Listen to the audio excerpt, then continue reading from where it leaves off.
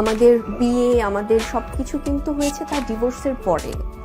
হ্যাঁ, তো আমি সেখানে ওভাবে মেনশন করেছিলাম যে তার 2017-র আগে আমরা যখন কাজ করছি। সাকিব অপুর এক হওয়া মানতে পারছেন না শবনম বুবলি, তড়িঘড়ি যুক্তরাজ্যে ছুটলেন তিনি।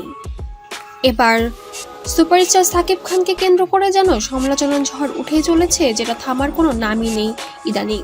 তবে এবার যেন অন্য একটি বিষয় নিয়ে যেন সমালোচনায় উঠতে হয়েছে সাকিব খানকে।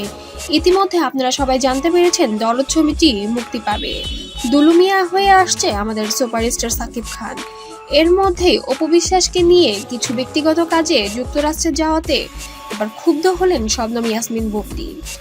এটা বুঝতে পারার কারণে এবার সন্তানকে নিয়ে সে নিজেও এয়ারপোর্টে ছুটলেন যুক্তরাষ্ট্রের দিকে। এবার হাতে নাতে ধরবে সাকিব অপুকে।